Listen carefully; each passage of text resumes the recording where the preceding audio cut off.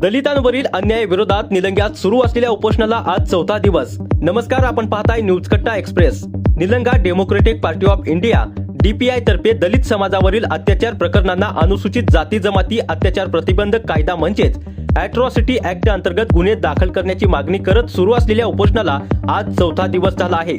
मात्र एवढे दिवस उलटूनही स्थानिक प्रशासन, पोलीस विभाग किंवा लोकप्रतिनिधीपैकी एकही अधिकारी उपोषणकर्त्यांची भेट घेण्यासाठी पुढे आला नसल्याने उपोषणाचा विषय अधिकच गंभीर झाला आहे। उपोषणकर्ते प्रदीपभाऊ थोरात यांची प्रकृती खालावत चालली असल्याची सहकार्यांनी सांगितले, तरीही प्रशासन अजूनही मौन धारण करून बसल्याची तक्रार उपोषणकर्त्यांकडून व्यक्त होत आहे। दलित समाजावर अत्याचार होत असताना अॅट्रॉसिटी कायदा लागू होणार कधी आणि त्यासाठी आम्हीच उपाशी राहावं का? 4 दिवसापासून उपोषण सुरू असूनही प्रशासनाकडून कुठलीही ठोस भूमिका किंवा आश्वासन मिळालेलं नाही। यामुळे नागरिकांमध्ये देखील नाराजीचा सूर दिसून येत आहे। कायदा लागू करण्याची मागणी, अधिकाऱ्यांचे व नेत्यांचे मौन, प्रकृती खालावत असलेले उपोषणकर्ते या सर्व पार्श्वभूमीवर निलंग्यातील परिस्थिती गंभीर बनली आहे आणि पुढील घडामोडींवर सर्वांचे लक्ष लागले आहे। दलित अत्याचार प्रकरणांमध्ये अॅट्रॉसिटी ऍक्टची अंमलबजावणी होणार का आणि प्रशासन उपोषणकर्त्यांशी संवाद साधणार कधी, हे येणाऱ्या काही तासांत स्पष्ट होणार आहे। Democratic Party of India Nilanga taluka अध्यक्ष मी प्रदीप थोरात दिनांक 6 डिसेंबर रोजी मातंग समाजावर भर चौकामध्ये इथे अन्याय झाला।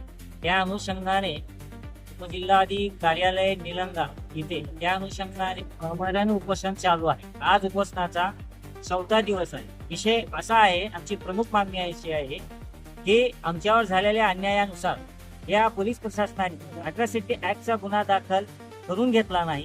गेली 1 महिना उलटून गेलेला आहे, तरीही पोलीस प्रशासन झोपीचं सोंग घेऊन मातंग समाजावर वारंवार महाराष्ट्रात, राज्यात आणि या लातूर जिल्ह्यात वारंवार अन्याय होत आहे। तरी सुद्धा हे सरकार असेल, प्रशासन असेल, हे झोपीचं सोंग घेऊन हे मातंग समाजावर वारंवार अन्याय करत आहेत। आज उपोषणाचा चौथा दिवस आहे।